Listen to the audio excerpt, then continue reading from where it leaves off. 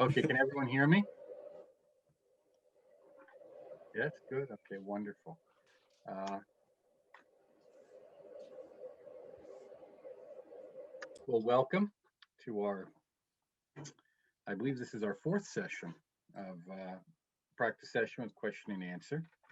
Uh, I hope that the last 2 weeks have gone well for you and that you've had an opportunity to put into practice what we've been doing. I know we've been spending a fair amount of time on these body center practices, but tonight we're going to go into detail as to why we start here, because really it's the beginning and the end of everything we do. And I'm sure that you've met or known or had connection with people who were extremely dedicated to their spiritual path, whatever that path might have been. Uh, but they seem to be a little disconnected. A little flights of fancy were very good. They might even have been fairly psychic, intuitive in a way, visionary, maybe even extremely creative as a result of it. But when it came down to terra firma, life in the here and now, things may not have always worked out too well. And it's very easy to get into our heads, into our imagination, and stay there, because imagination plays such a key role in all of these practices and really in our life as a whole. So one of the practices which I gave you last week was the disidentification practice. And that is where we recognize that we say we have a body, but we are not our body. And by that, we mean not just the physical body, but all the senses. And sometimes it's important to enumerate this. Very often when we do esoteric practices, we use words that are loaded with a tremendous amount of subtle meaning. And it can be very helpful for us to enumerate very precisely what the meaning of those words are to us, so that we understand what we're saying and what it means. And it's okay for you to spend as much time doing that as you need to, because the more you do it, the better you'll get at it. And of course, what will happen? It'll take you less time. The word will then build in all those meanings. So if you say, I have a body, but I'm not my body. So what do I mean by that? Well, what's my body? Well, I have senses. I see, I taste, I smell, I hear, I feel sensation on my skin. Okay, but I'm not that. I'm not those sensory stimulations. Well, what else is my body? My body is any of those sensations which reach out into the world, any what we could call physical desires, biological necessities. Well, I have those, and they can be a powerful part of my life, but I'm not those. So I'm not hunger. I experience hunger, but I'm not hunger. I experience thirst, but I'm not thirst. I experience sexual desire, but I am not sexual desire. I experience uh, other forms of desire, the desire to touch, to experience, to possess. Could be a beautiful book, right? How many of you? None of you know that, right? None of you know book envy. No, none of you got into a store and said, gee, oh, look at the leather on that. And you caress it like, book porn. Oh, look at the binding on that. Oh, geez, leather. Oh, by the way, I just found out if you do own some older books with leather bindings, you need to oil that leather every 5 to 10 years. So go online and look up how to oil your books. I just found that out, so I'll share that with you. Yeah, you know that. That is really that's a physical thing in many ways. You want to reach out, you want to own it, you want to touch it, you want to hold it. Okay, so I experience those things, but they're not me, right? Because they come and go. And I have feelings. When we say feelings, we're not talking just those sensations that we just went through. Those are bodily sensations, but emotions. I feel happy. I feel sad. I feel angry. I feel love. I feel joy. I feel depressed. I feel envious. I feel courageous. I feel creative. I feel quiet, introspective.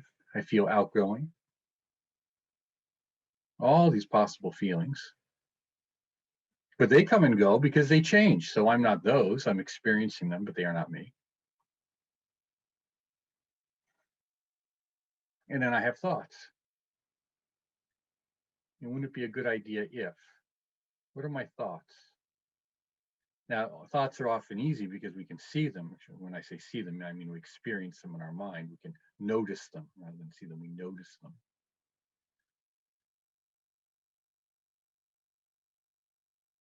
I think it would be a good idea to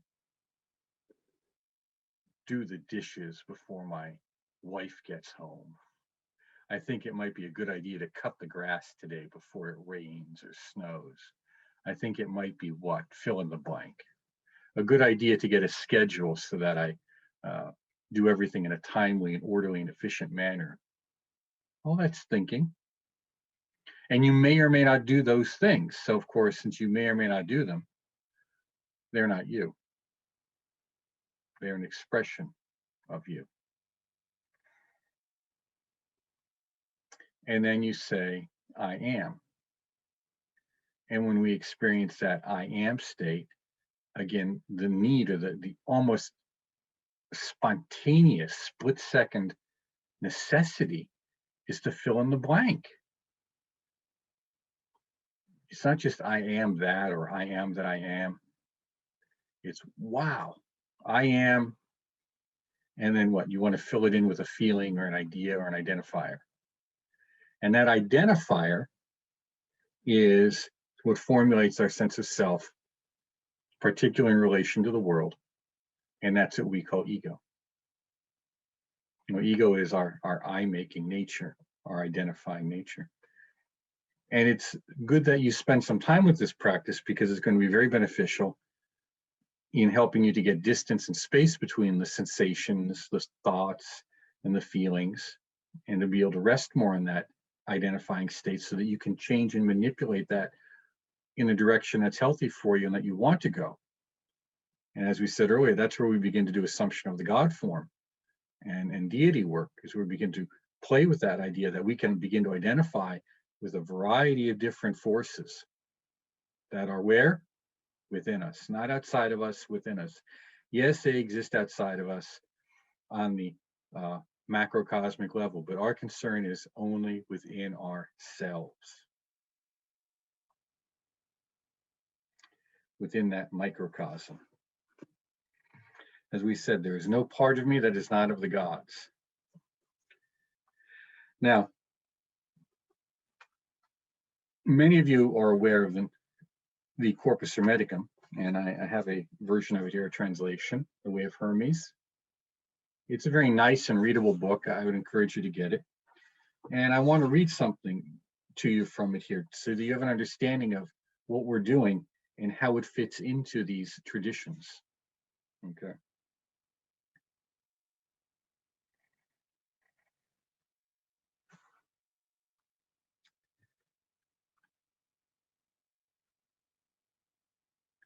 The cosmos assumes all forms. It does not hold constant the forms that are within it, but changes them within itself. Since the cosmos is omniform, of what form would the Creator be? For he cannot be without a form, and if he is omniform, he will be like the cosmos. But if he has one form, he will be inferior to the cosmos. What then shall we say of him, if we are to bring our discussion into difficulty? And we cannot conceive a difficulty about God. If he has any form, he has one form which is not visible, and is bodiless, and reveals all forms by means of bodies. And don't be amazed if there is a bodiless form, for it is like the form of a word. In paintings, mountain peaks appear to stand out sharply, but they are actually smooth and flat. If you consider what I have said, we could formulate it even more boldly and truly. Just as man cannot live without life, so God cannot live without emanating the supreme good. This is, as it were, the life and movement of God to move all things and to make them live. Some of these things being said need special attention. Understand what I am saying. All is within God, but not as if lying in a plate. For a place is not only a body, but an immovable body. And what lies in a place has no motion. Within God, everything lies in bodiless imagination. Think of him who contains it all. There is nothing to limit the incorporeal. There is nothing quicker or more powerful. It is absolutely without limit, the quickest and most powerful of all. Consider this yourself. And close your eyes and do this as I speak. Consider this yourself. Command your soul to go anywhere, and it will be there quicker than your command. Bid it to go to the ocean, and again, it is there at once, not as if it had gone from place to place, but was already there. Order it to fly up to heaven, and it will need no wings, nor will anything impede it, either the fire of the sun, nor the ether, nor the whirlwind, or the other heavenly bodies, but cutting through them all, it will soar up to the last body. And if you wish to break through all this and to contemplate what is beyond, if there is anything beyond the cosmos, it is in your power. See what power you have and what speed. You can do all these things, and yet God cannot. Reflect on God in this way, as having all within himself as ideas, the cosmos, himself, the whole. If you do not make yourself equal to God, you cannot understand him. Like is understood by like. Grow to immeasurable size. Be free from every body. Transcend all time. Become eternity, and thus you will understand God. Suppose nothing to be impossible for yourself and consider yourself immortal and able to understand everything, all arts, sciences, and the nature of every living creature. Become higher than all heights and lower than all depths. Sense as one within yourself the entire creation, fire, water, the dry and the moist. Conceive yourself to be in all places at the same time, in earth, in the sea, in heaven, that you are not yet born, that you are within the womb, that you are young, old, dead, that you are beyond death. Conceive all things at once, times, places, actions, qualities, and quantities. Then you can understand God. But if you lock up your soul in your body, abase it, and say, I understand nothing, I can do nothing, I am afraid of the sea, I cannot reach heaven, I do not know who I was, who I shall be, what have you to do with God? For you cannot conceive anything beautiful or good while you are attached to the body and are evil. For the greatest evil is to ignore what belongs to God. To be able to know and to will and to hope is the straight and easy way, appropriate to each, that will lead to the supreme good. When you take that road, this good will meet you everywhere and will be experienced everywhere, even where and when you do not expect it. When awake, asleep, in a ship, on the road, by night, by day, when speaking and when silent, for there is nothing which it is not. Now, do you say that God is invisible? Be careful. Who is more manifest than he? He has made all things for this reason, that through them you should see him. This is the goodness, to Agatha, of God. This is his excellence, that he has made manifest through all. Though you cannot see what is vitalious, nous is seen in the act of contemplation. God is the act of creation. These things have been made clear to you, Hermes, thus far. Reflect on all other things in the same way within yourself, and you will not be led astray.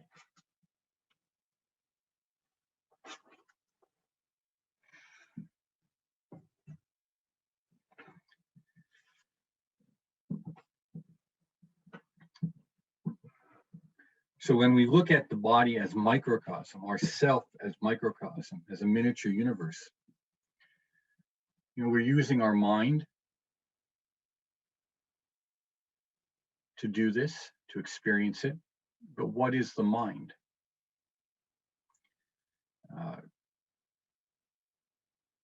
If we look at the different texts from the classical through the Renaissance to the modern period, we see that the notion of mind is discussed, but it is often not clearly elaborated upon.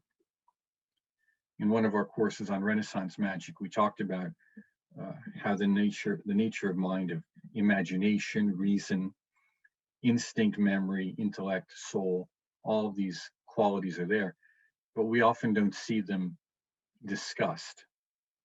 It's assumed that the reader of the time is going to understand them within the context of the time.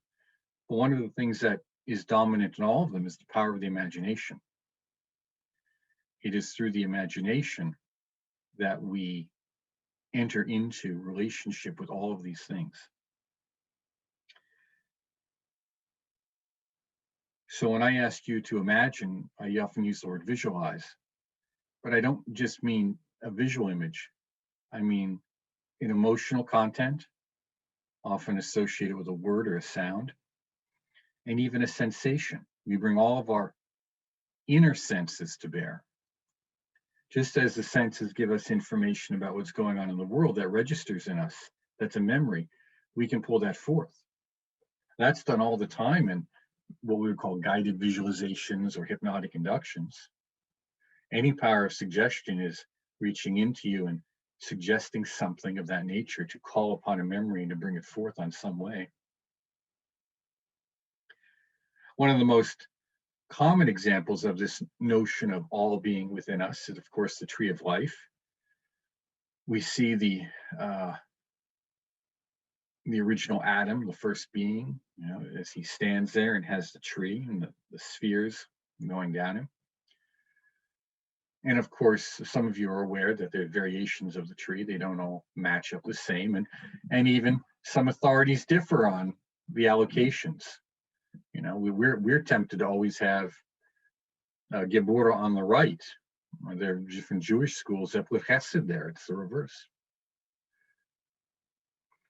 We see the zodiacal man, which is probably the most famous, and you've seen that in some of our text, and that is where you see a human being standing, and Aries is at the head, Pisces is at the feet, and all of the signs of the zodiac are going down the body.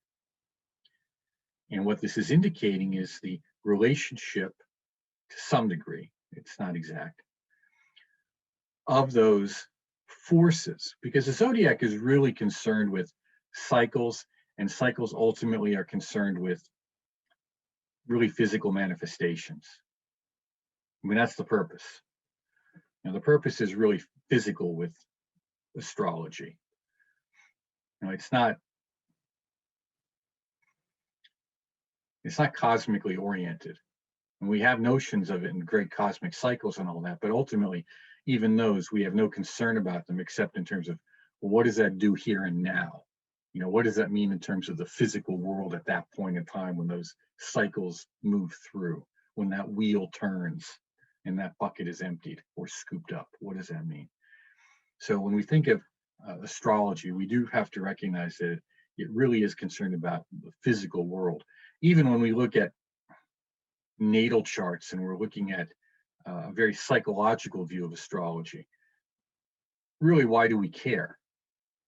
Because we're concerned about what that means to either that person or ourselves in terms of very concrete human interactions. Otherwise, when we look at astrology, we're looking at mostly either a mundane astrology, where we're looking at some kind of physical event, okay, that we're trying to understand, how is this happening in the world? Why is this happening in the world? Some kind of predictive event, we're trying to understand what may happen in the world at some future time. Or we're trying to plan an event. What is the best time to begin something or to not do something or to avert a bad time?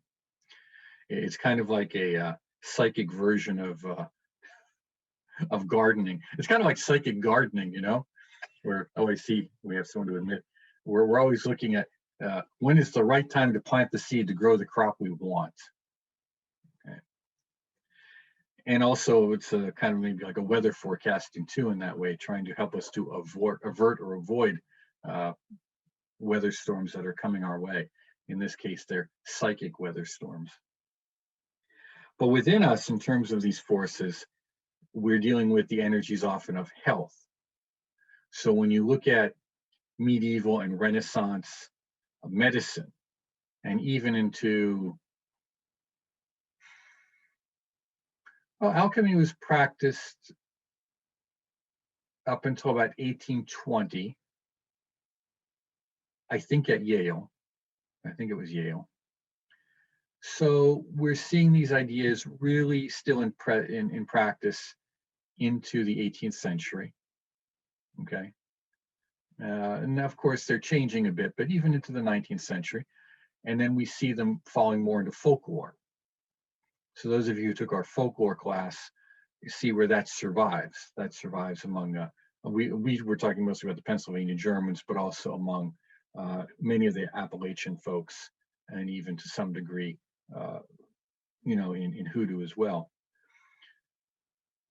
But the idea is Aries is not just a sign in the sky.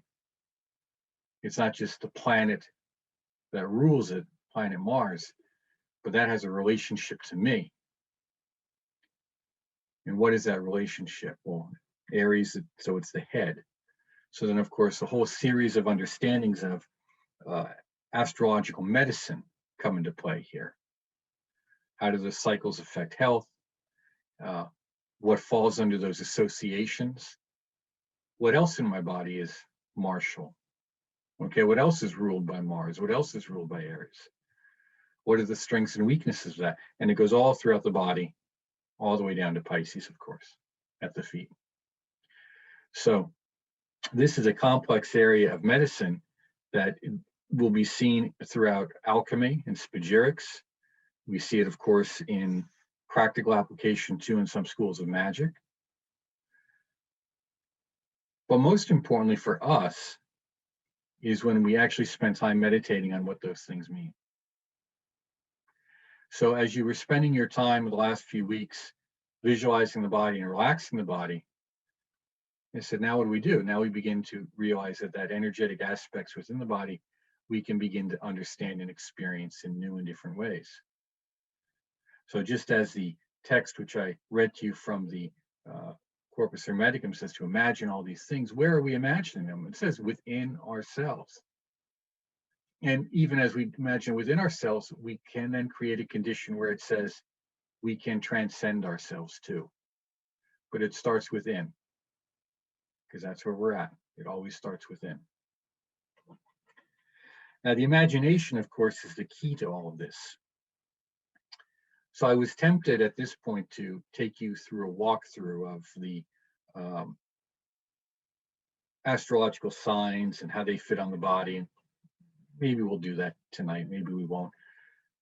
But before we do that, it's important to understand, what is this mind that is being talked about? Because what is this mind with us that is experiencing these inner and outer sensations and manipulating these ideas and forces? So I think what we'll do is we'll deal with the notion of the mind first, okay? As I've said, there are many good models for the mind. And if we look at the writings of Agrippa, there's some things in there that we'll pull upon. But what I'm going to give you is probably the easiest model to use. It is the most direct. And what's wonderful about it is you don't have to learn any new words. So I took this one because it's the one that I've really used for the longest time from Raja Yoga. And the reason it's good for us is because everything in Agrippa fits here. It's just that simple. It fits. You don't have to learn anything new. Anything we learn when I go over psychosynthesis very briefly with you fits here. You don't have to learn anything new. And at the risk of sounding heretical, Kabbalah, while offering us a wonderful map of the cosmos and how forces interact, is a terrible model for understanding the mind. A good one for understanding how forces interact, but not necessarily a good model for understanding the mind. And the reason being is it's a very rigid model and often gets overly complex. And well, that's just all there is to it. It gets too complex. And so I want you to have something that is practical and useful. So how do we come into being? Let's deal with this. Then we'll understand why these functions even exist at all. So if you want to, just close your eyes and listen to me and imagine with your mind, visualize what I'm saying to you so that you can experience it once again.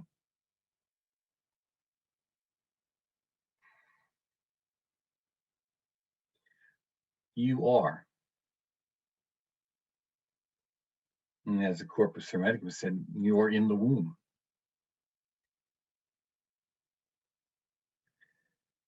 And now you have come out of the womb and you are in this body. You have really no control over it, but you're in it. And you're experiencing sensations, some for the first time. Your environment's changed. So as you experience these sensations, they impact upon you. They're stored in your memory. You react to them, creating an impulse back through your body. Some flailing, some screaming, some low murmuring, some breathing, lots of breathing. But this feedback loop of sensation, of stimulus response is going on.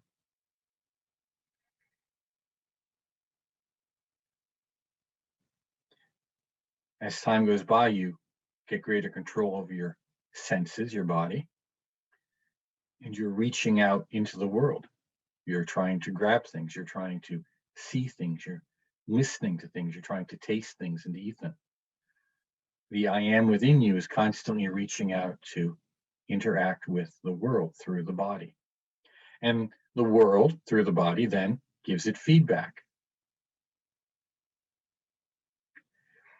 And that feedback is remembered. It's stored away in memory.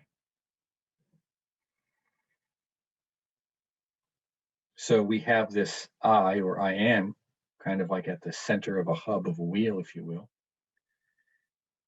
And as it reaches out through the physical body, it's reaching out through the senses and the desires and the aspirations of the body. It responds to cold and hunger, warmth, all of these things. And we call that the lower self, or lower mind, if you want to call it that. This regulates all those functions of the body and the senses and those things associated with its maintenance, its security, its survival.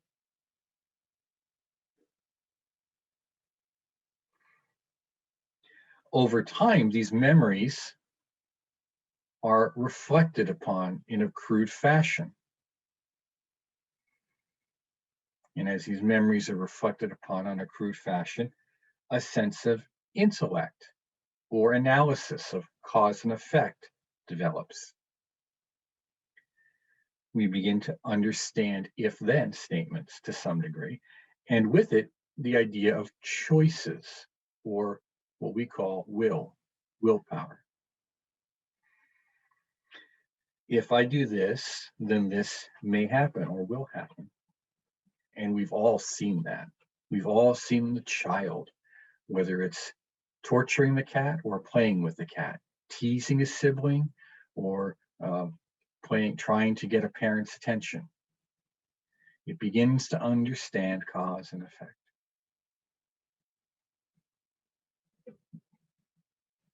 And again, the responses are stored in memory, and the intellect is trained according to those responses over time.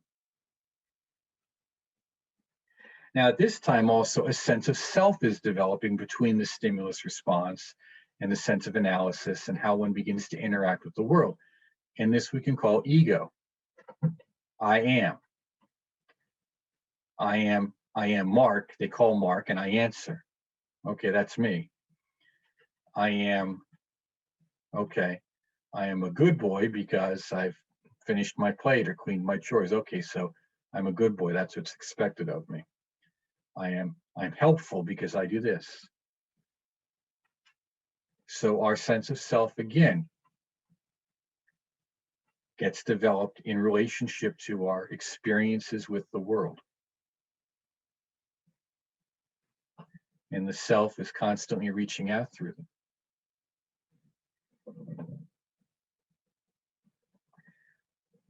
And where is all these things stored but in the unconscious?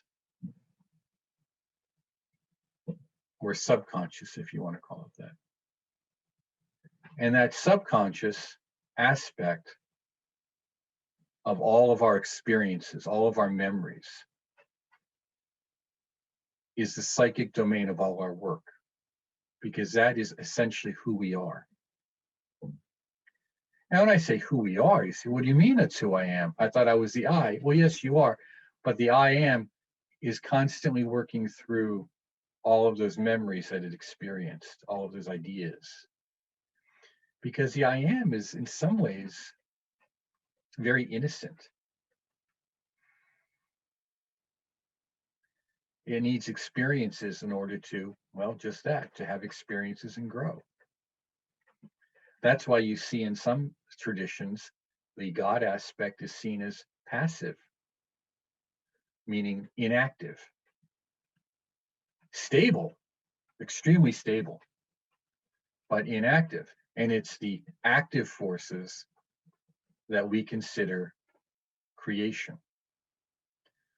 And this is how we get that notion of duality that we talked about a little bit last week.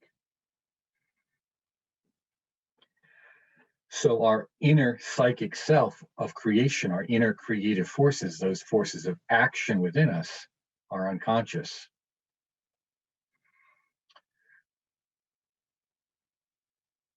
Connect to all of these other aspects as well. And it's really good to think about these relationships, because we as practitioners of occult arts can often be very amazed at the phenomena that can be produced.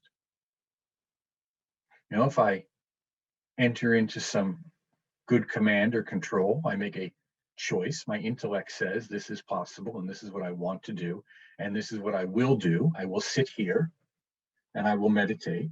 And of course, you are told to do this in different schools. You affirm that I will sit here and I sit here to meditate for the purpose of awakening to the experiences of my inner self, the deepest levels of my being. That's far more productive than just sitting down and than thinking you're going to meditate. It's far more effective to make the active statement, because you're bringing that part of your mind into agreement.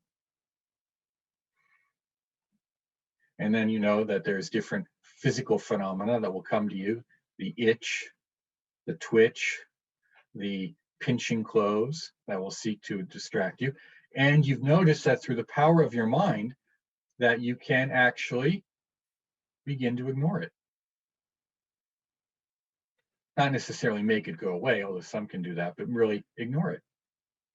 So your mind can make the choice to overcome some physical sensation. You do that all the time. There's been many times when you've been injured, and instead of just curling up into a ball, you did what you had to do to take care of it.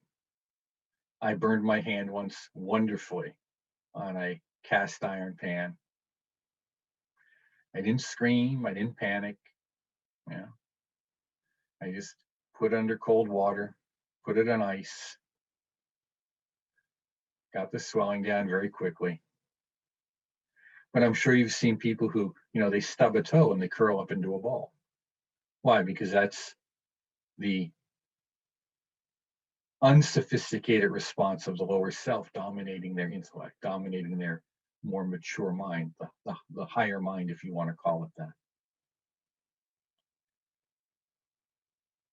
When you've been asleep, where do you go? Your senses shut off. The lower mind shuts off, more or less. The intellect shuts off. It's not thinking.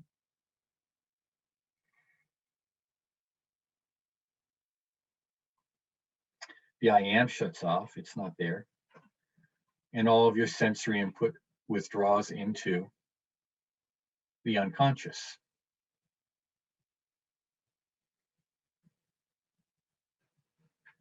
So when you enter into that state of the unconscious, as you get in there, sensations will arise and occur. And you'll begin to have dreams. Some of those dreams will be useful to you. Most of them will be nonsense. They'll be useless. But as you become more aware of your dream state, we call that lucid dreaming. And that's what we call being aware or awake in the unconscious. You are awake within yourself. And because you are awake within yourself, you are at the threshold of becoming aware of the luminous light of nature. Your self of self, your I, your true I, if you want to call it that. The I am, unidentified, unclutching, ungrasping, unrestricted.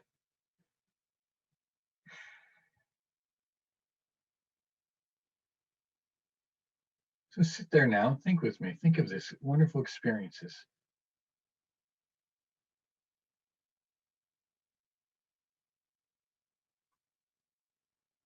You have identified, I exist. I exist in this world. This is who I am, but I want more. I want to be more. I want to experience more. There's something inside me that I want to experience and understand.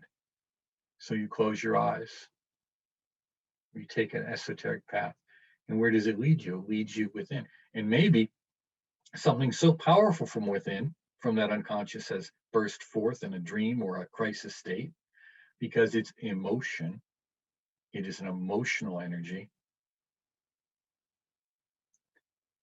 You've experienced a profound healing or a profound warning or a profound bliss or a profound grace of some kind, that bursting through into your life.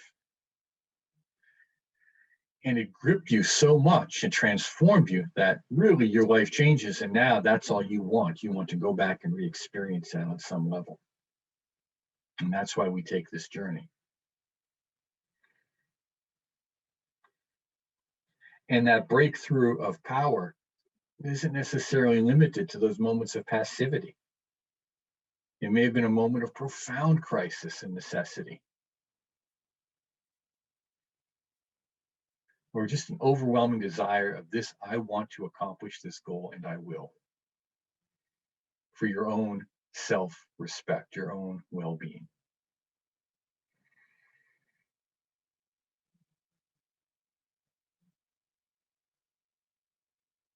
Think of how you may have had an inspiration from within that forever changed your intellectual notions or capacity. You began to study more. You wanted to refine yourself more. You wanted to understand cause and effect, if then. And you realize that choices matter. Because in the end, this unconscious, as the forces withdraw into it at sleep or death, it stores all of our experiences. And those experiences are often the shape of our habits. So at the end of the day, because we are creatures of habit, all we carry with us is our character. Now, there are some ways to bring forth lost knowledge. We've talked about this a little bit, we've hinted at it. But for the average person, and for us for the longest time, all we carry with us from life to life is the emotional impulses of our character that we have shaped and formed through repeated action. That's why it says character shapes destiny. You know, habits shape our character, character shapes our destiny. So if we want to know who we are, we have to look at our habits. If we want to look at what we are, we have to look at our habits. And then with that, we examine them. Well, why do I do this? What is the feeling I get from this? What is the payoff? You see, this is the self-analysis. This is the analysis people spend a ton of money going to therapists for. And what it takes is self-honesty. What's the payoff here? And the payoff, remember, we have to go into the depths, can be that, well, it keeps us from having to be responsible. I knew someone who would never take a day off from work just to relax. They always had to be sick. So even when they took a day off from work, even if they used a sick call, they had to have a cough, sniffle, and then they'd sit around home all day and do whatever, nothing. You know, instead of going to the, I don't know, going somewhere, go to the movies, go to the mall, go for a walk in the woods, go do something, but they didn't do it. See, they had habituated themselves, they had trained themselves to believe that the only way they could truly relax is if they weren't well. And each of us has a variety of things. I just throw that out there to stir the pot. You can find things that you do. Why do you do what you do? Because we have healthy habits, we have unhealthy habits, and then we have neutral habits. And these are actions. And this is karma. Karma is to act. Zaya is the world of action. So we have healthy karma or actions. We have unhealthy or helpful karma or actions. And we have neutral karma or actions. Tying our shoes is neutral, right? I mean, it's not exactly going to get you into the heaven or hell realms. It's just something you do. You learn how to move your body in time and space. That's neutral. It's what we do with it then that decides, again, whether it's healthy or unhealthy, positive or negative, as we call it. So I'd like you to sit there and draw this now, and draw a little circle on your pad and put the I there, or S for self, like self with a capital S. And we'll call that the I am factor. For those of you who are studying Kabbalah, that would be an aspect of Keter. In fact, this diagram is going to have a relationship to the energies of Keter as well as Malkuth.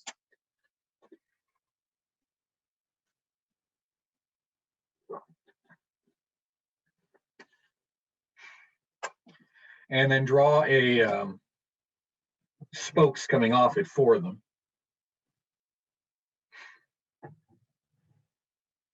And it doesn't matter where you put these, by the way, these can go anywhere. And just put off one, lower self, and then just put senses and bodily needs. Interaction with the world on a physical level. Any interaction with the world on a physical level. And then put one as I or ego, self. Self-concept is really what we're talking about. This is my self-concept, my self-conceptualization. And then put mind, intellect, will as another one. And the reason we put will at intellect is because it's choice. We do or we don't. And the way you strengthen your will is by making a decision and staying with it. And the way you cripple your will is by making a decision and not following through. And I'm sure we've all done that at times, and you know how crippling it can be. And worse, you've known people who that's all they do.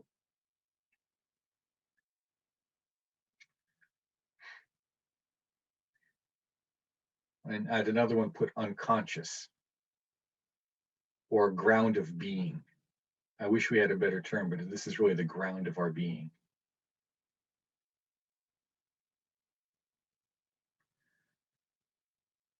This is what goes from life to life.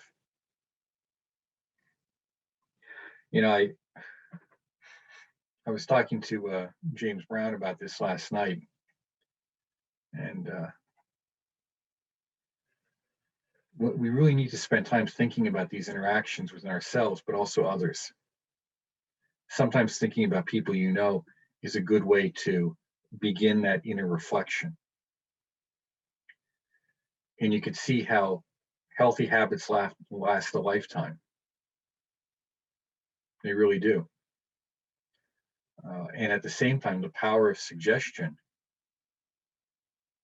that emotional reaction that the unconscious grabs onto and then formulates or synthesizes into our notion of self, and then goes back out into those other areas of our being, our physical body, our intellectual capacity, and our self-concept. It's all spontaneous, or it's nearly instant at times. So we have this model that we've drawn in this map. All these things are interacting very dynamically. I had a good friend, and I saw him, since probably we were 12. And I just remember, being with him at his house, and, his mother saying to him, you can't do that. And it would irritate the crap out of me, because I saw what it was doing. I mean, there was not the notion of, well, how could we achieve that, or how could we do that, or how could we, it's an idea, what's your plan? It wasn't a dialogue or discussion. It was just, oh, you can't do that. And you can just imagine how how crushing that is over time. And so what I've seen is this fellow, go across his life, struggling with that sense of profound inadequacy, crushing inadequacy. And then what happens is there's the rebellion against it. And because the skill set, the intellectual skill set isn't there, and then the emotional force is pushing through, what happens? That rebellion can often be very destructive. And then there's, buyer's remorse, buyer's regret. And there's a lot of judgment that goes with it. A lot of judgment. So then you can see how this pathology develops over time, and then how do you get over it? How do you get over the pathology? How do you get over the judgment? And in this case, it was religion, as is for many. They need to get into a state of something that forgives them. See, it's never really resolved. It's just there's an attempt to just let it go. And I'm not saying that this is not a viable path. That is one of the ways of transforming, is we let things go. But we really have to let them go. And you can begin to tell how well people really let things go based upon how transformed they are. Do they turn around and really do something different, or they just kind of learn to live with the situation they're in? And I see a lot of people, they just move from negative to neutral. Do you understand? They don't move from negative to neutral to active. Well, okay, I've really let go. I've really forgiven. It's all right. I'm moving forward. We don't often see that, because it's that active choices now that allow for a continued self-actualization. See, the self is in us, and we're constantly seeking to self-actualize, express more, experience more. As I read to you from The Way of Hermes, imagine yourself as this, imagine yourself capable, think that nothing is impossible for you. But then what happens, you run into these other aspects. Yeah, that's great. Well, now you got to do it. How do we overcome? How do we get these 4 or 5 parts of us to agree and function as a unit? Because I'm sure you've all heard that wonderful phrase, the guardian of the threshold, and the terror of the threshold. That's a very interesting term. I think it really comes from the late 19th century occult revival. I don't really hear of it before then, but it's a good description.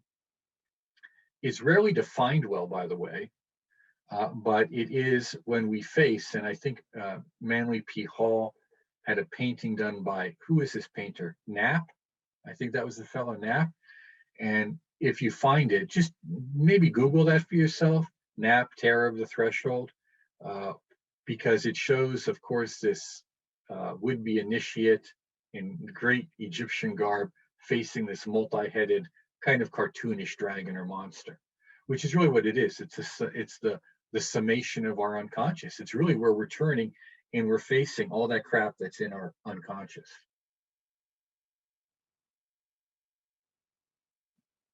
Because think about it, up until now, we've been just banging through life through the eons, pretty much trying to figure it out as we go, making a lot of mistakes, you know? So there's a lot of stuff in there that we've got to come to grips with. You know, I said to you last week, one of the things that, I had to do as a therapist, well, I didn't have to, I chose to, was to really kind of grasp, okay, this person's done some pretty horrible things. I mean, even not just in day-to-day survival, but pathologically horrible. You know,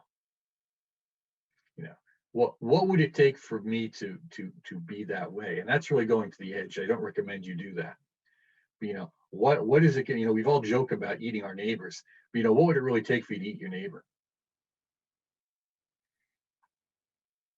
I knew people who were in concentration camps. One thing you don't talk about is cannibalism.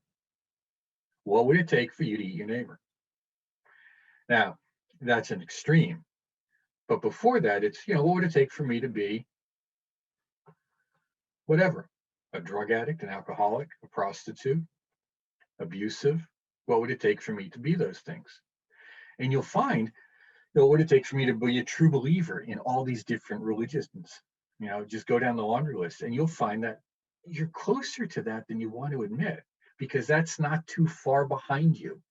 That's not in your distant repertoire of experience. That's far closer to you than you think. So what we do is we go in and we find these energies and we transform them. And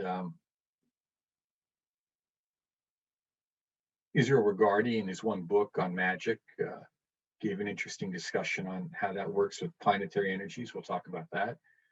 There's also a way to work with it in terms of psychic centers. We'll talk about that.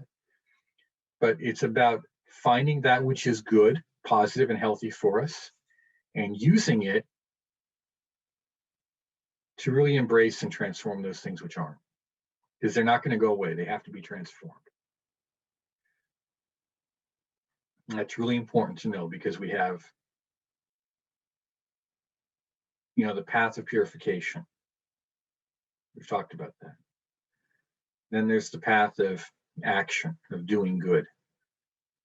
But you find that, so there's a limit to that. There's only so many things you can kumbaya your way out of. Some things call for action, and that action means having to transform what we would normally consider very aggressive, active, or even violent tendencies. Because if all is in God, so are they. And that's hard to understand from the path of purification. See, we're separating out to get some space on it, to get some distance on it. But now if we get some distance now, okay, well, how can I use this energy? Because if you don't, you repress it, and then you end up pathological. Then you end up drinking or doing whatever that's very bad for you to do. Pick your vice of choice and then put it on steroids, and that's what you do. I know someone who is constantly wanting someone to step in and save them. Instead of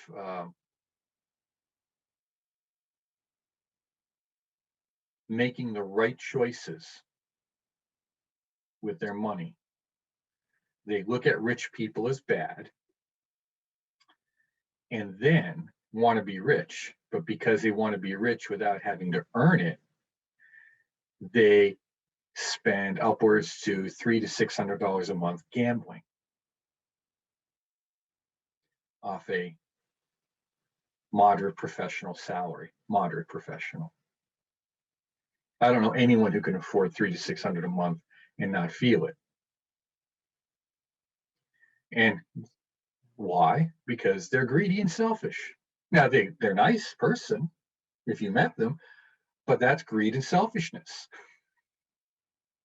I want to hit it big. I want to hit it big. And I can hit it big because you don't deserve it, first of all. And second of all, because there's other ways to make that money. You already make money, but you're getting rid of it. Why? Because coming from the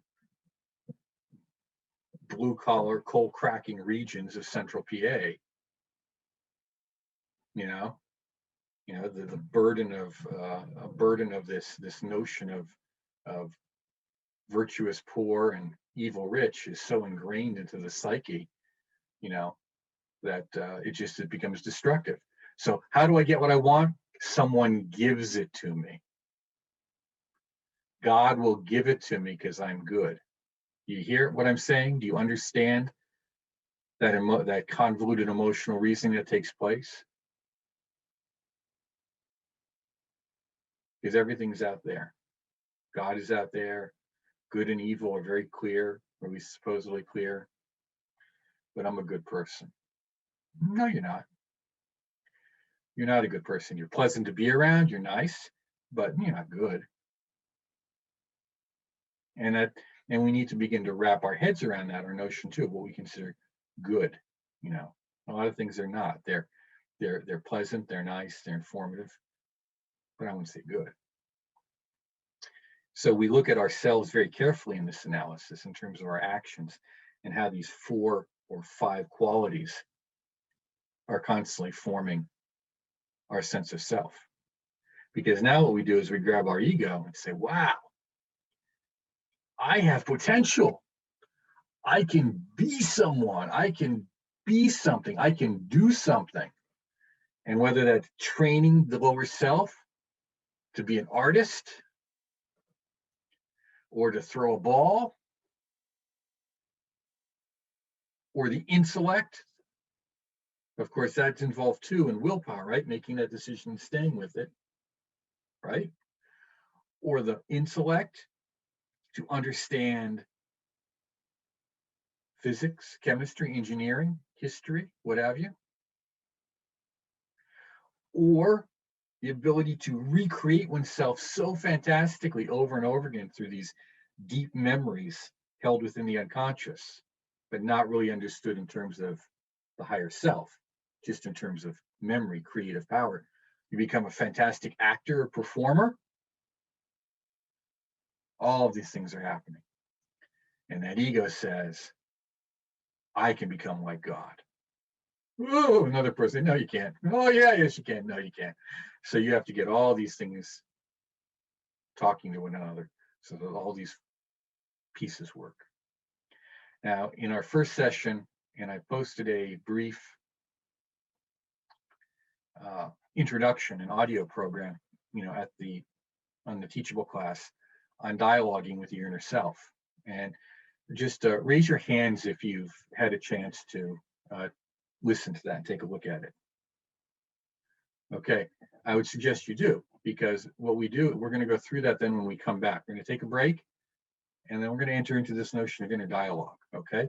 So feel free to unmute yourselves, feel free to talk, and probably we'll restart in about 10, 15 minutes. Sound good? Okay, good.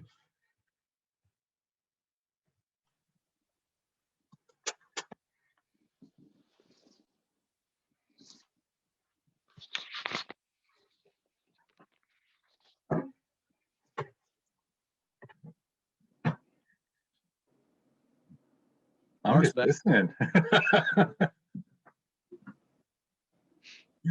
I like the background, Sue Ann. I like that. I almost picked that one for myself. There you go. Yeah. She's in PA. I didn't know the sky was like that in PA. I wish it was. Well, down around, oh, come on, what is it? What's our burning coalfield town down there? That's where the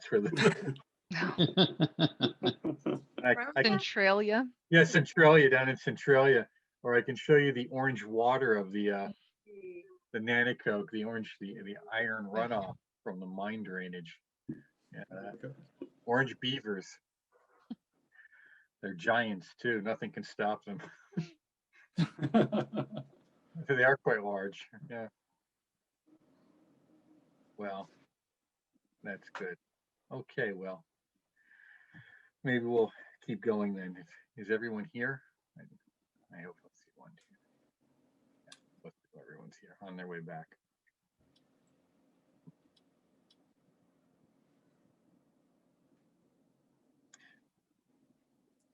You know, when we look at this diagram and we look at the energies that it represents, it can be helpful for us, particularly as we want to move into understanding alchemical and Kabbalistic symbolism, magical symbolism, to use the doctrine of correspondences in understanding these functions. And of course, as I said, this diagram has a certain relationship to Keter, to crown, in terms of the energies. You know, that spiraling nebula, which has a semi-four-armed swastika look, which looks like the spiraling energy. In fact, when you do some practices, you use that symbol to begin to actually concentrate energy as well as to disperse it. But it's thinking of it only as a symbol, of course, always puts a barrier between you and reality.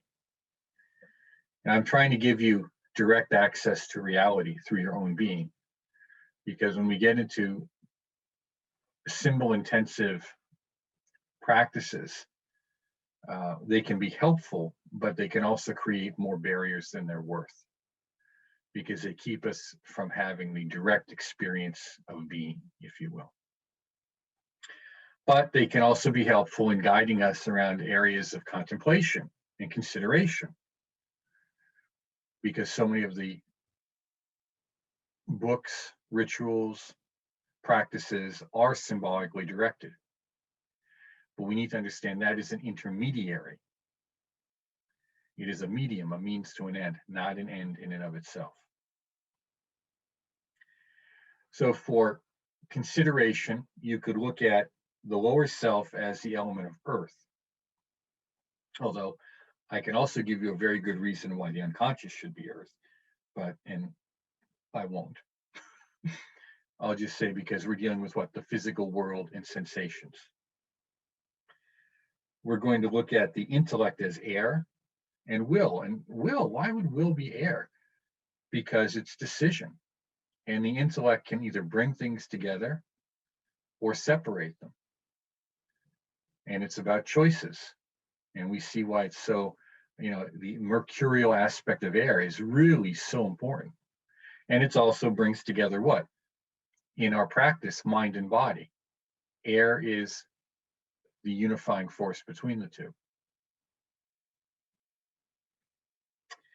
The ego would be fire, because it separates out. There's I and thou. And then, of course, and it consumes as it grows, it consumes. And of course, the unconscious would be water. And our true nature of self, from which everything arises, would be spirit. I don't like that term, but it's all that we've got in the conventional language of, say, Golden Dawn and alchemical style systems. It's the only one we've got. So we'll go with that for now. So you can begin to see now how when you go into certain ritual work, how this can then apply, as well as being useful for your meditations.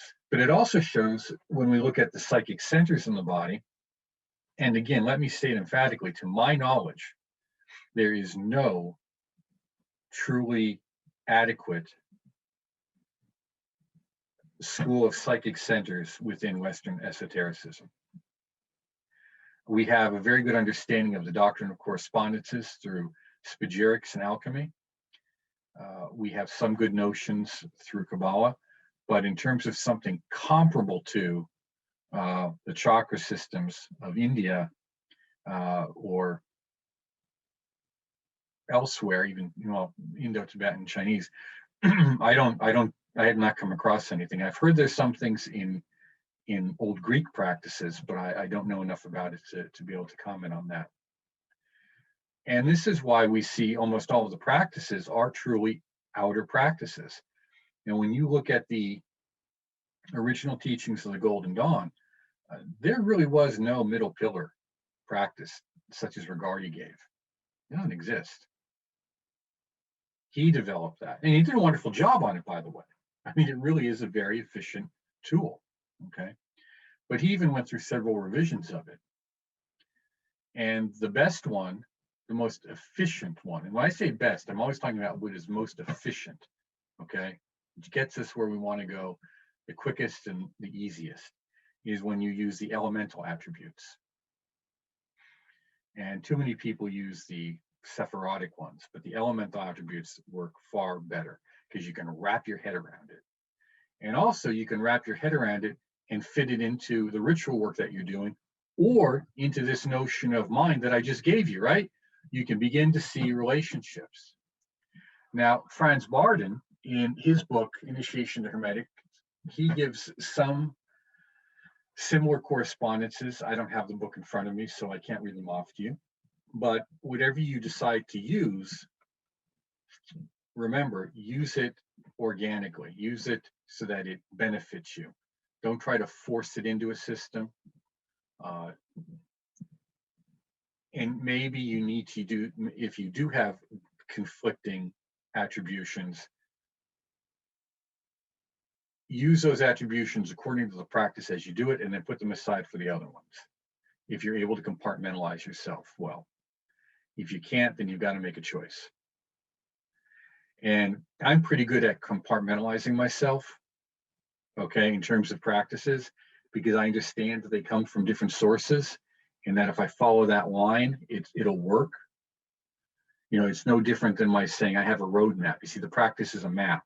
This is why I can compartmentalize it. And okay, so I know if I take this road, I'm going to get there. Well, if I take this road, I'm going to get there too. They're different roads, but they'll get me to where I want to go if I follow them. And they may even be very similar.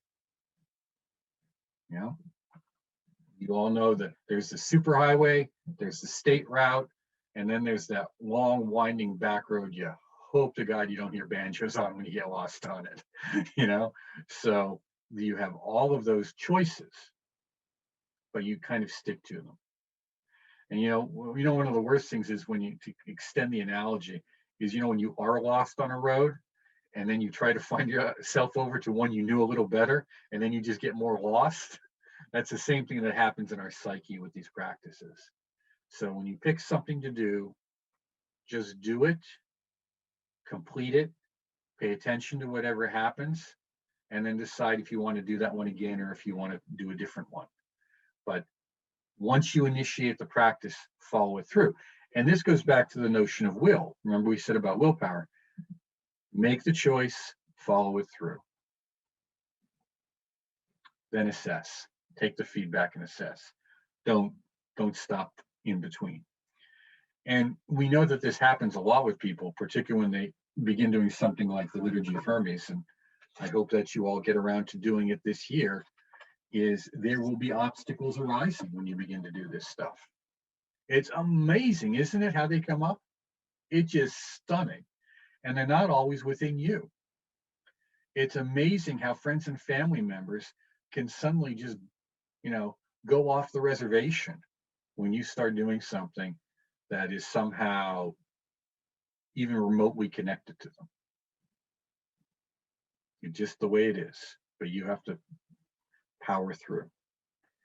Now with these, of course, if you're doing the middle pillar on the elemental attributes, and we'll get to that maybe next week or the week thereafter, next session or session thereafter, of course, you know that there are 5 principal psychic centers in that practice. And what's really convenient about it is, while the middle pillar is not a perfect practice in many respects, there's some things we have to modify it to get it to work well.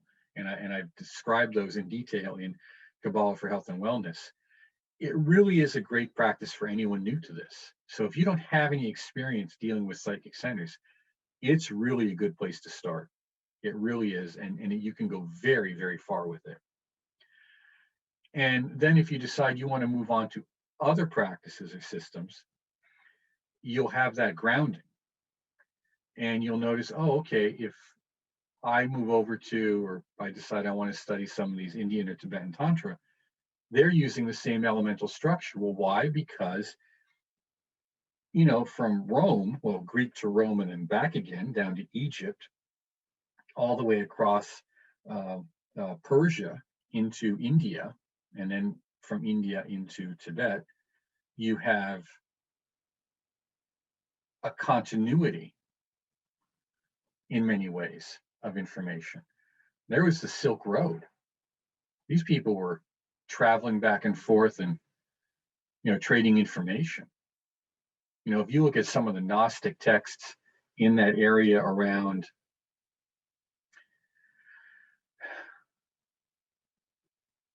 I'm thinking there around Persia and India, up in the stands. Okay, like you see a lot of massive references to a variety of forces and deities and enlightened beings. So you'll have prayers that invoke a host of deities, Jesus Christ and Buddha, all in the same phrase. They're very syncretic.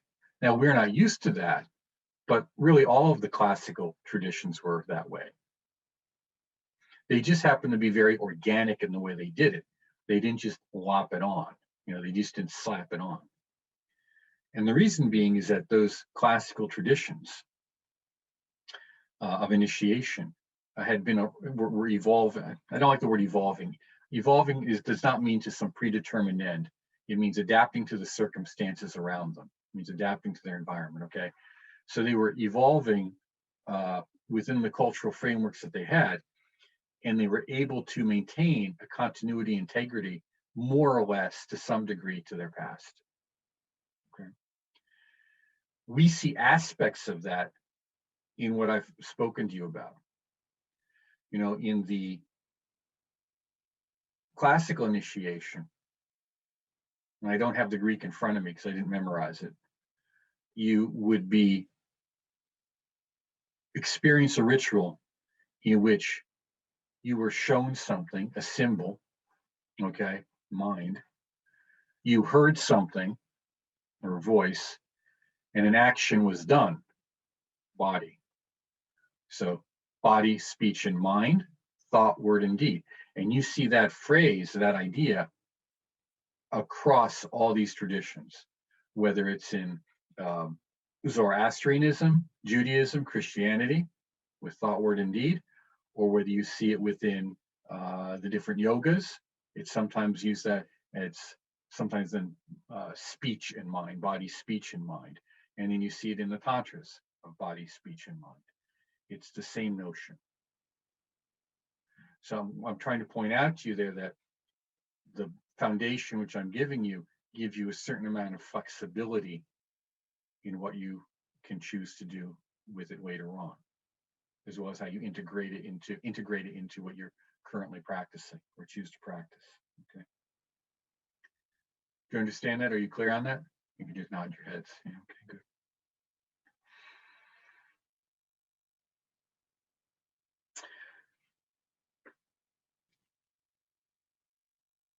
Two things to do. We'll just have one. I'll give you one. The one you'll do on your own is you're going to do that practice that I read to you at the beginning where you imagine all these different things. You'll do that on your own. So it's in the Way of Hermes, it's in the Corpus Hermeticum.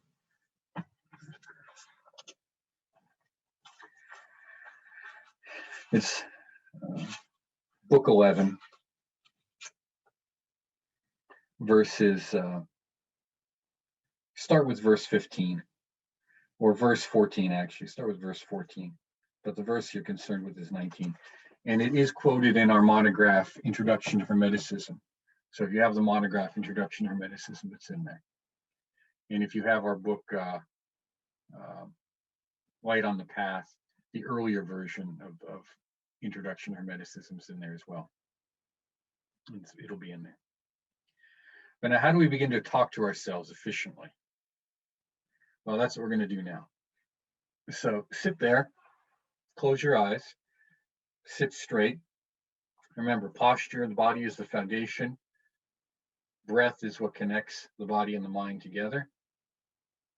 It's consciousness, it's awareness.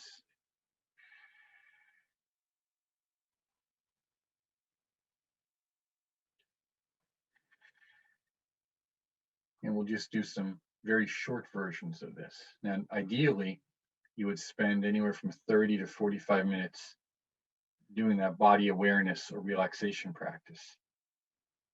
And please, you can do that as you will. That is a complete practice in its own. So you can simply do that and the more time you spend on it, the better off it'll be.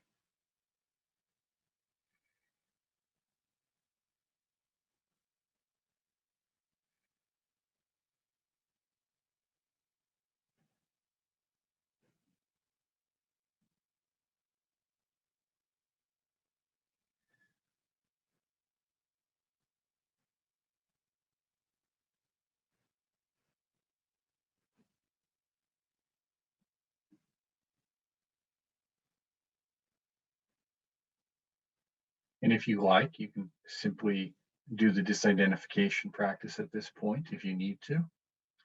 Or you can just recognize in your mind that you sit here and you say, I sit here. You can even say this out loud. Saying your prayers, your petitions verbally increases their efficacy. I sit here now to enter into the depths of my own mind, where self unto self will speak, and self unto self will reveal. To understand all the aspects of my being and to forge them into a single harmonious whole.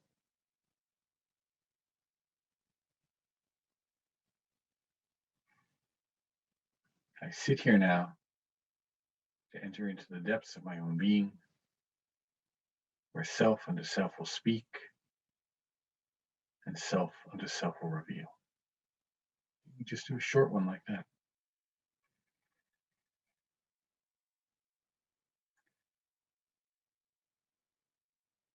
You can add the word something, forge them, realize them as a harmonious whole. Because it's realization we're after. Notice the words have meaning, and we have to use words that are particularly effective for us.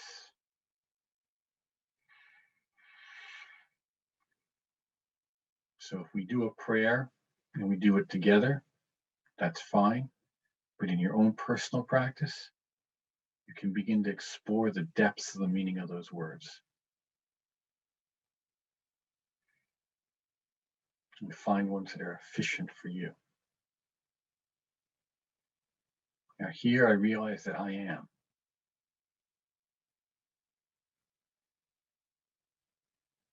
I exist.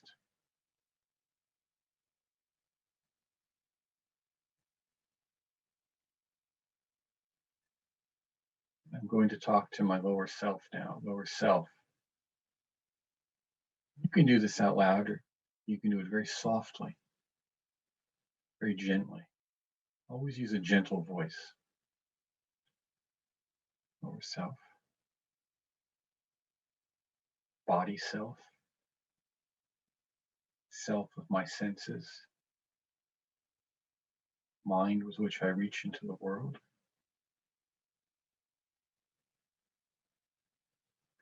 Thank you for all that you do. Keep us healthy and safe.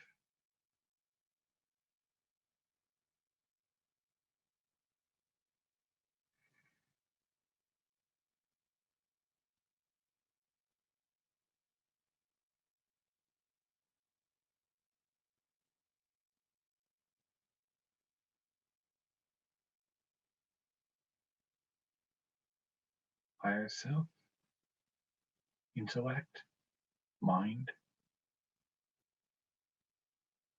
my will.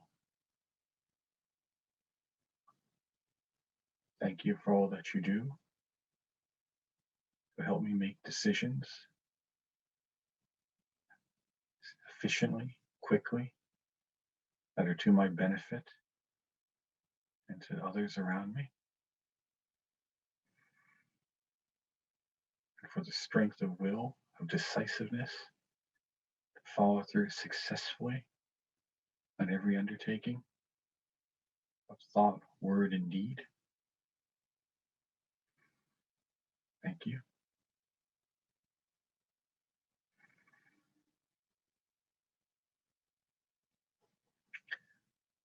Ego, I, my sense of self in this world, thank you for all that you do.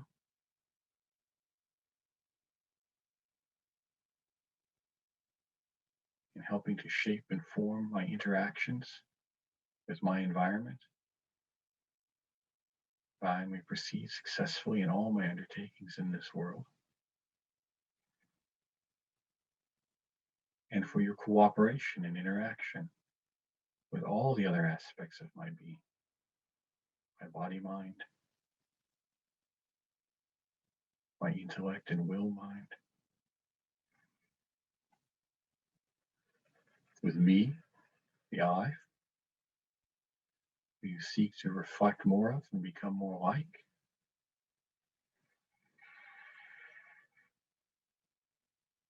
And from the unconscious,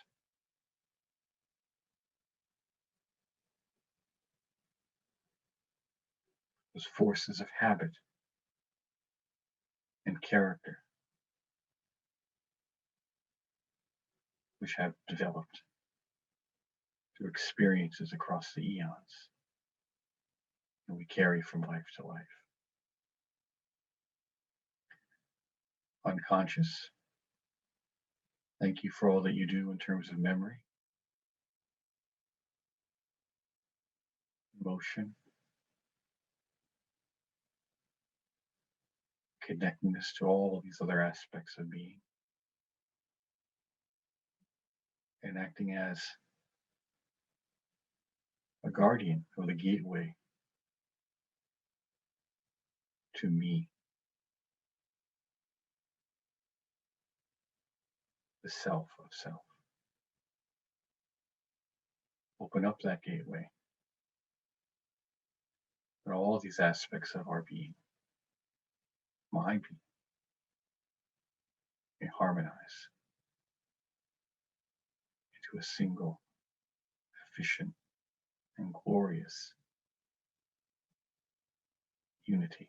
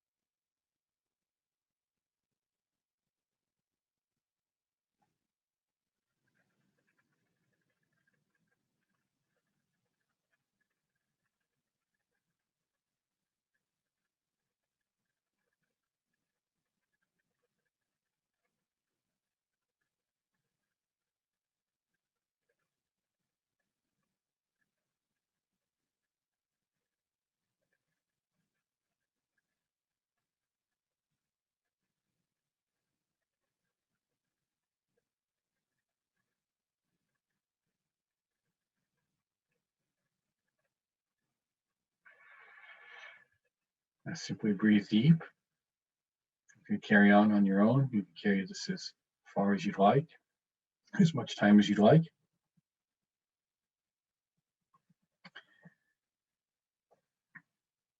As you do a practice like this, of course, you in the beginning will address each of these aspects of yourself and kind of introduce them as you would at any social event. And I know we're talking to them as if they're separate entities. It's because more or less they function almost as separate entities. It's not any different from our body. Our skeletal system is, integral to our health, but often we don't think of it. We're mostly focusing on our muscular or our circulatory, or our respiratory.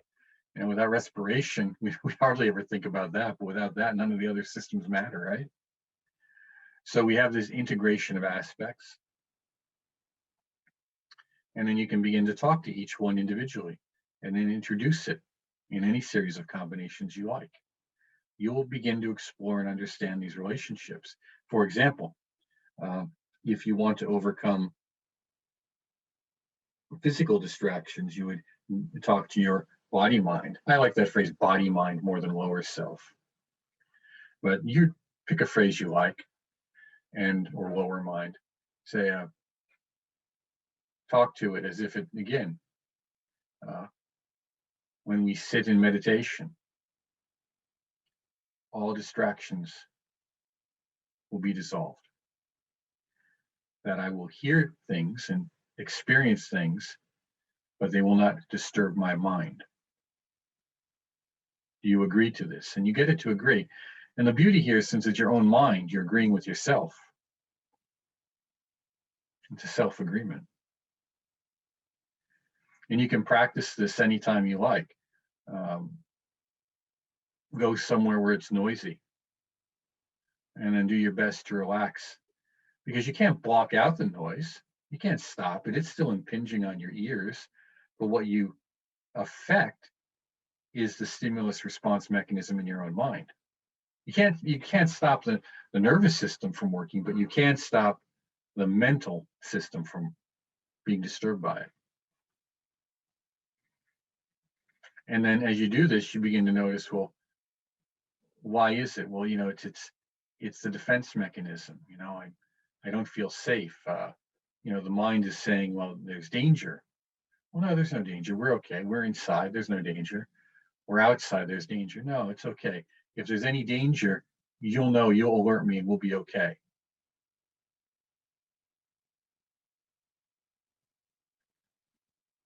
Now, this sounds a little peculiar, but it's not, because if you notice,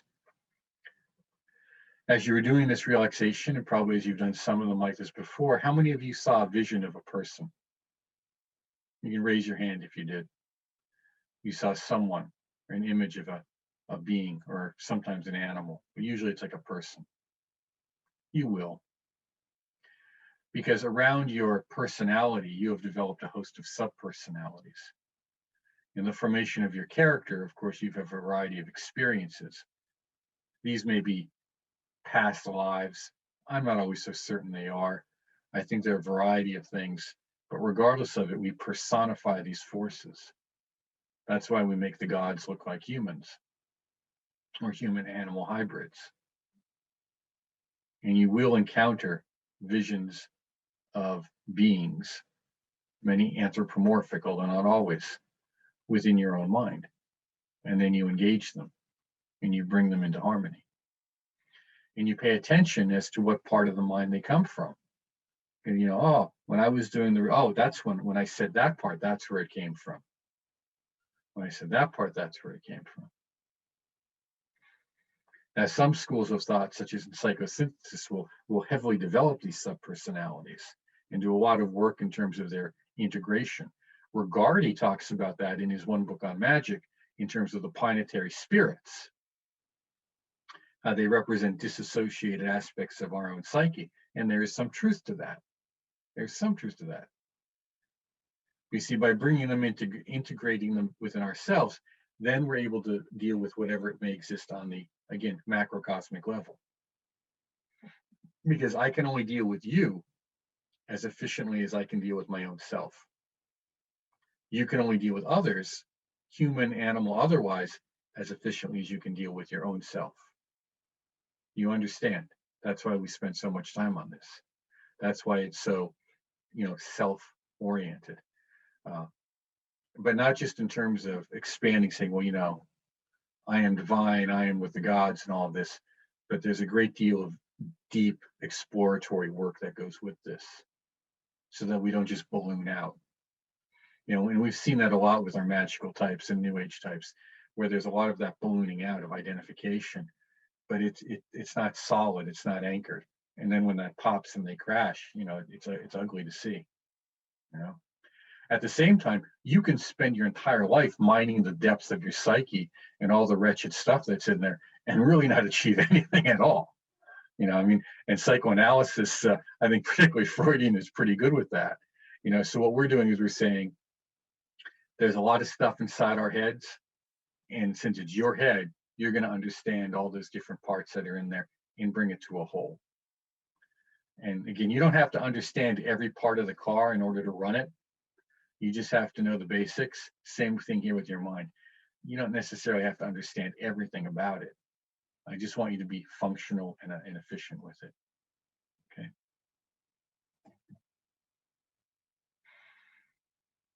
Now, do you have any questions on that, or would you like me to take you through another step? You can unmute yourselves now if you'd like to, if you have any questions. You have more to add on? Well, if you go to the practice that I posted on the little audio program from week 1, that's the model for interaction with all these different aspects. The first week? Yeah. There's an audio program at the Teachable site. And if you listen to that, you would basically use that same model with each aspect of your own being, your own mind. You'll get, it's like anything. This is like anything. The more you do it, you're going to, okay, I get the flow here. I understand. What's important is that you state firmly and clearly what your goal is in the beginning, and that you speak out loud and softly, particularly in the beginning. Remember, this is a form of auto-suggestion as well, kind of induction that's going on, okay? And at the same time, you relax and just pay attention to what's happening. And then if something comes up, write it down when you're done. Don't be disturbed at the process. And I think you may be surprised the more if you spend a lot of time on this. I think you'll be very surprised, particularly when you get to the part of addressing the unconscious. When you start talking to that, that's when your dream life is going to take off. And when I say it's not going to be like the usual crappy dream life. You're going to see more lucid dreaming and more borderline lucid dreaming. And when I say borderline, that means a dream that's very intense. You don't really have a lot of control over it, but it's important and something's happening.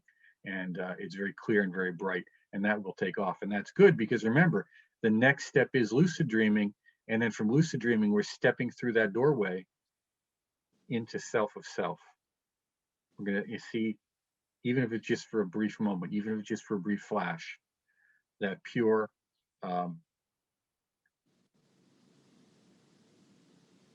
unidentified sense of our own being.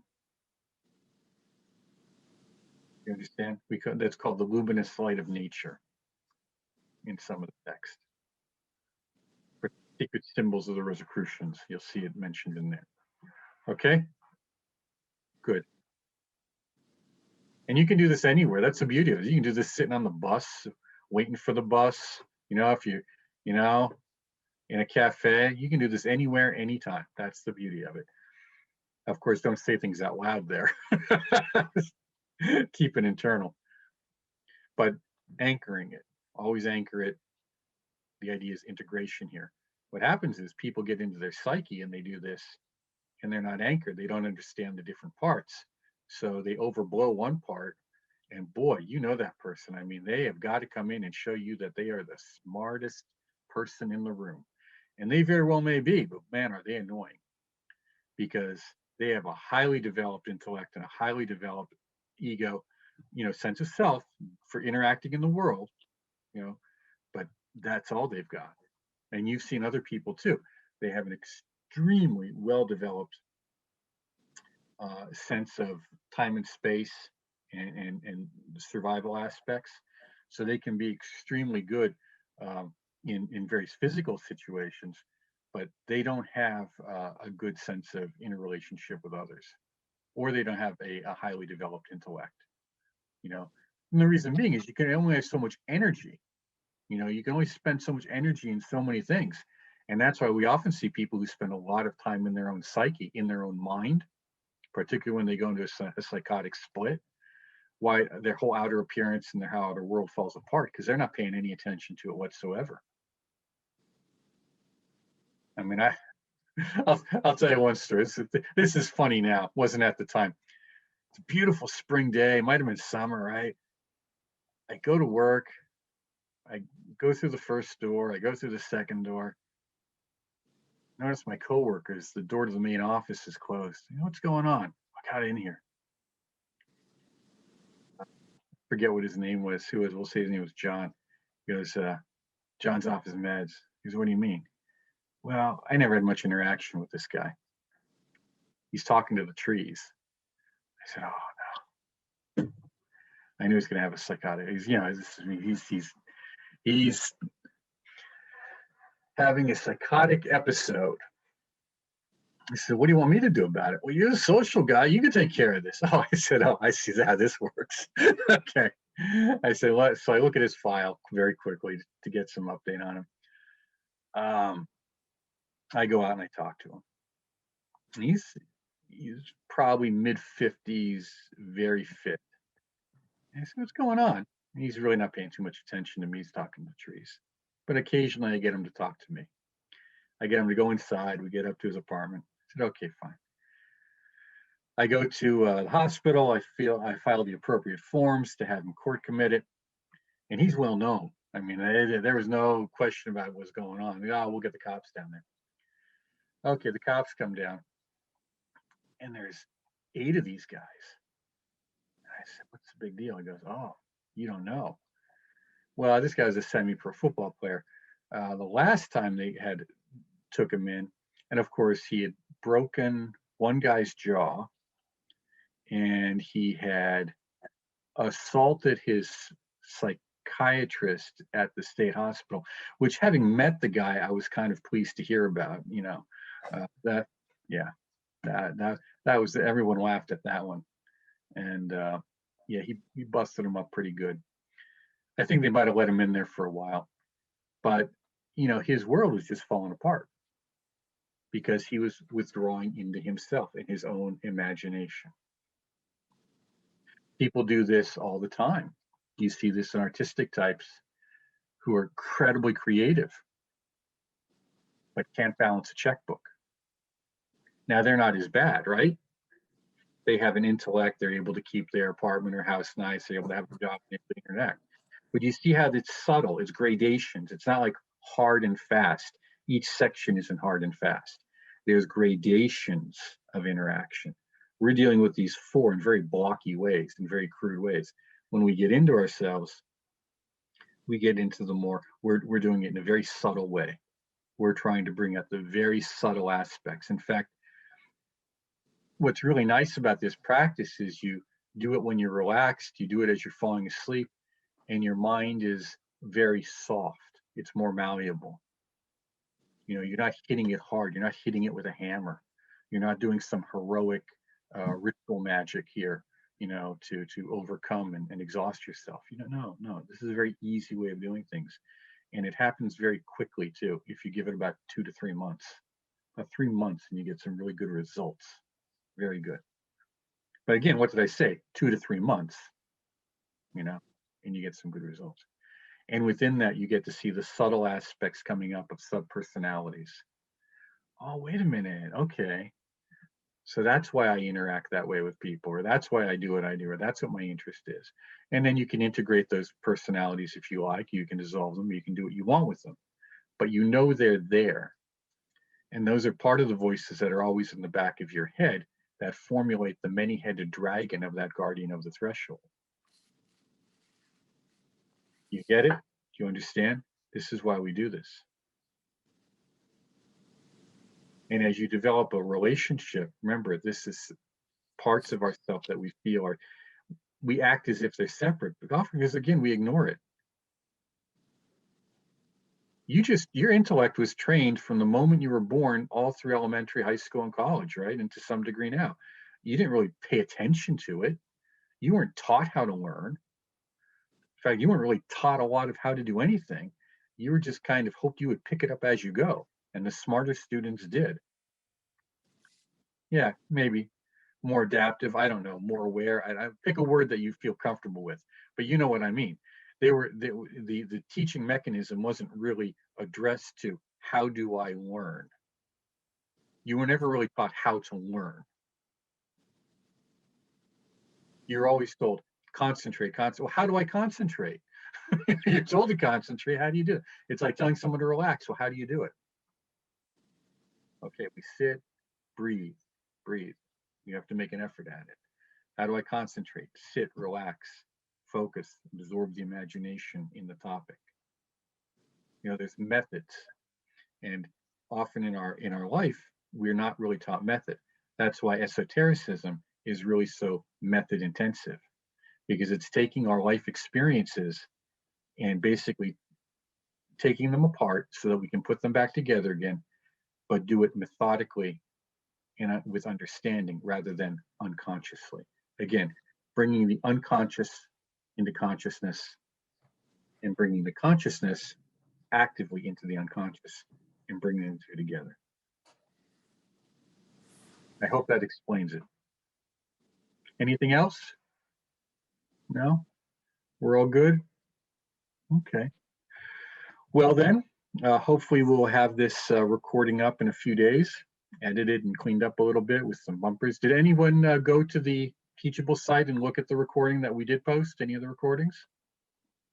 Good, because they're there for you. They're there for you to review. So please do that. I know I have to, because remember, I take notes of everything we go over, everything we do. Okay? Well, wonderful. Well, I will be here for a few more minutes. Thank you very much, everyone, for attending and participating.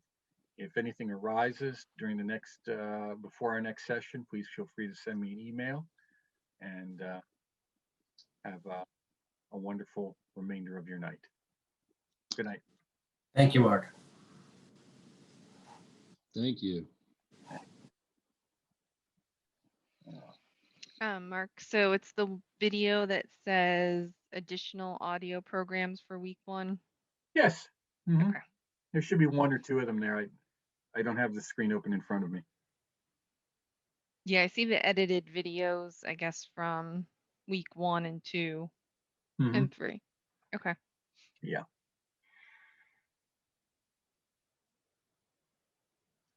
James, your audio is off.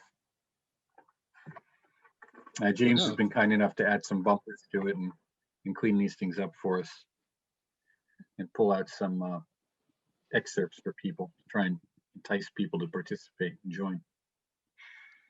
I had a thought when you were talking a little bit before, and I was relating it back to the class on powwow where we talked about scrying. Mm-hmm. So when you scry, sometimes you can see beings or faces or images. Would you say that those are also coming out of your subconscious, sort of in the same way we talked about when you're meditating, you might encounter things? Most of the time, yes. Okay. Most of the time. And there's always going to be an exception. And this is where you have to learn the discriminatory method of whatever you're doing, how to identify another party, another sentient being, if you will, from your own mind. And that can be very tricky.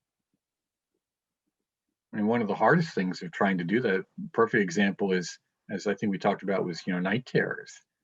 A lot of people have had them, but just because you see this thing and you experience, is it truly a shadowy entity that's sitting on you or on your bed, or is it just what your mind creates because of the stimuli? That's a tough question. And it's hard to answer because it may be both, and maybe, for different people.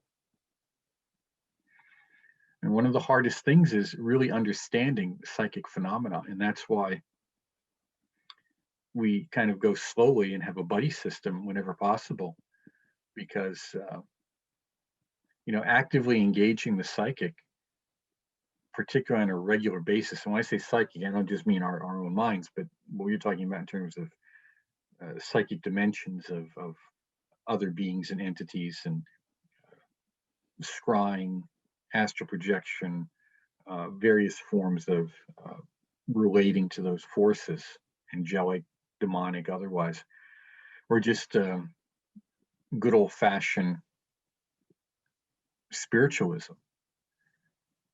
You see that a lot of folks very quickly spiral into some undesirable states. And it's because it's unanchored. They're not able to really integrate the experience well. It's imbalanced. George Hansen's book, The Trickster and the Paranormal, is essential reading. It's like the great guidebook of warnings on what can and will go wrong. And I'm telling you, it can and it will. It doesn't mean it has to stay with you, though. That's the beauty of it. It's the same thing with the monograph we wrote, and the course we have, Pathology of the Sublime. It's just part and parcel of it. That's all there is to it. And so you deal with it. But if you think it's all going to be, rainbows and unicorns, or happiness, or easy going, it's not. It can't be. Nothing in life is. How could this be any different? It's just a matter, you just don't make what happens is people make a big deal out of their experiences, their ego inflation, we call it. Their identity now is with these experiences. I'm special because no, you're not. It's important, it's good, but it's not all of you now. So when they identify completely with these inner powers, these inner experiences, no matter how minor they may be, that's when you see, again, that's kind of a psychotic split in its own regard, because they're splitting off from the rest of reality, from the rest of the aspects of their being. Right. So I think in that other class, you had said write it down and move on, basically, right? That's it. Write it down and move on. And then things will come back and you'll deal with it. You'll understand it. I mean, I had something here. I just pulled it out, and it was something that came to me. I think it was 30 years ago, almost to the day when I found the card again. Things can take time. Other things happen more quickly.